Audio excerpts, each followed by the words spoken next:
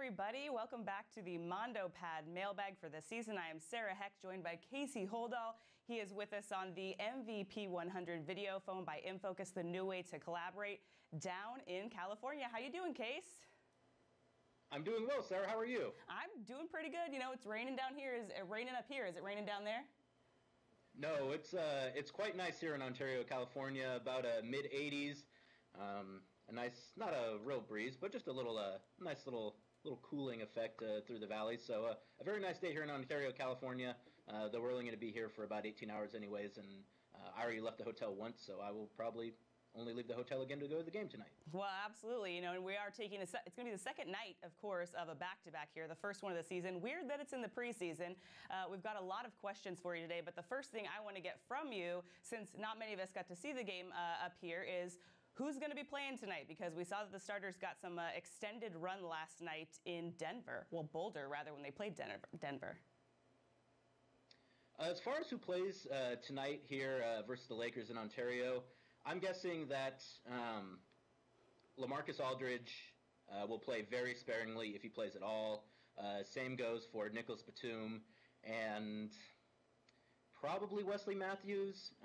Robin played 29 minutes, so he didn't play as many minutes as some of the other guys. And Damian obviously missed 2 games, so he's not maybe as tired as some of the other guys. So if you're tuning in tonight, I'm guessing that you're probably going to see Damian play a significant amount of time, with the rest of the starters playing significantly less. And again, I think it's very possible that LaMarcus Aldridge, Nicholas Batum, and Wesley Matthews might not even play at all. Well, that's going to be interesting. So let's get right to the questions, actually. Now that we know what's going to be happening tonight, there's guys that have a lot of questions. They're using that hashtag TB Mailbag on Twitter to ask these questions about what to expect this season. And the first one comes from Justin the Barber, and he wants to know, Casey, are the Blazers better equipped for a deeper playoff run this year? And how many games do you think we're going to win this season? Yeah, I think they are a little better equipped than they were last year. I think they were. I think in retrospect they were fairly well equipped last year for a deep playoff run. They just happened to run into a San Antonio Spurs team that was basically unbeatable last season, as we saw. But I think the additions of Chris Kaman and Steve Blake do make this team more able to maybe weather some of the highs and lows that the regular season is going to give them going into the postseason. So I think while there's not a whole lot of new faces, I think, one, the combination of having guys in Steve Blake and Chris Kaman that are going to allow for maybe your starters to rest a little bit more than they were in the past, I think that probably prepares you a little better to be more refreshed when it comes to the postseason. And I think the improvements that the team is banking on from guys like C.J. McCollum and Will Barton, I think also gives them the opportunity to be better equipped for a deeper playoff run than last year. But again, I think last year it was more of an issue of just running into a superb Spurs team than it was any deficiencies necessarily the Trailblazers had. Yeah, and it's interesting that you talk about that, Case, because the next question that we have from Kim actually involves the shaking up, or potential shaking up, rather, of the roster. And she says, Case, do you think there are going to be any trades involving the Blazers? Because she's seeing a lot of rumors, and she says, man, they are killing us. You're seeing rumors? Kim, that's what Kim says. I haven't really seen many trade rumors this year. I think Bill Simmons threw out an idea yesterday. That doesn't even rise to the level of rumor, though. That's just a guy kind of throwing out ideas. As far, I could see a trade happening this year. I don't think it's going to be probably anything major. I think the main way that the team is going to improve is still going to be through free agency this offseason. They've got basically a lot of cap space set to come off the books here going into the 2015 offseason. Of course, there's going to be a lot of guys to resign, LaMarcus Aldridge being the primary one, but you also have Robin Lopez, Wesley Matthews.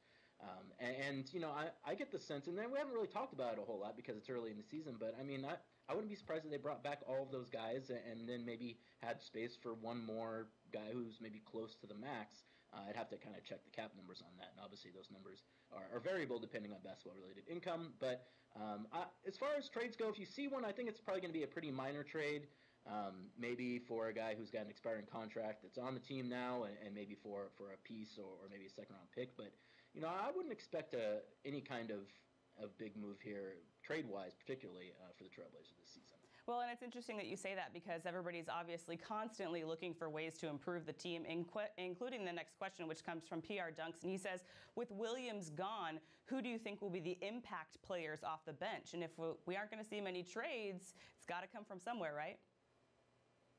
Absolutely. And I think that's Chris Kaman. And I've kind of been, I've really liked what I've seen out of Chris Kaman so far in the preseason.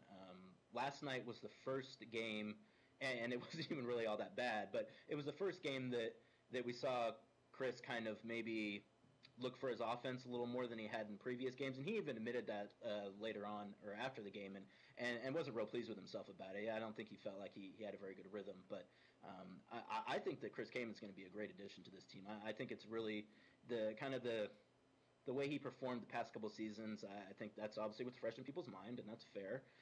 But I don't think you were seeing maybe the best that Chris Kaman had to offer the past couple of seasons. And I think that he's kind of reset himself this year in Portland. I think they're going to get some really good things out of Chris Kaman. And just from the position, too, and I've talked about this various times in various different places, that just having a legit big man off the bench is something Portland hasn't had in some time, and I think it's going to pay huge dividends. And there's a great big man rotation. I know that's been a topic of preseason chatter as well. And as we make our way through the preseason, there's one more question for this mailbag case, and this one comes from Jacob, and he wants to know, what is the biggest preseason surprise for you so far, since you've seen all of the games and been on the road with guys? Boy, biggest surprise so far. It's a bit of a tough question to answer. I don't know if it's so much a surprise, but more just what I think has been the most interesting kind of subplot is just that big man rotation and how that's going to shake out.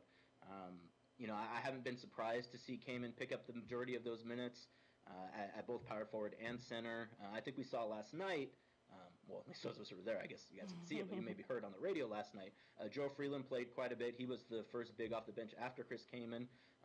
So you might derive from that maybe Freeland at this point has kind of the leg up to be the second backup big off the bench. Who knows? But as far as surprises, it's been a pretty surprise-free preseason and training camp too. And Joe Freeman, I talked about that on our podcast last week, was that this has been a very mundane kind of milquetoast training camp / preseason for the Trailblazers. And after the way it's gone the past couple of years, I think that's probably a good thing. I would completely agree. I was going to say it's a very welcome, mundane preseason, just guys working themselves back into shape. Well, thank you so much for joining us from the road case. We look forward to doing this a lot more during the season. And you guys out there, we're going to be doing this again on Friday. This time we'll have Antonio Harvey from LA with the Clippers. Use that hashtag TB mailbag to submit your questions, and we'll answer as many as we can. Thanks again, guys. I'm Sarah Hecht, Casey Holdahl for TBTV.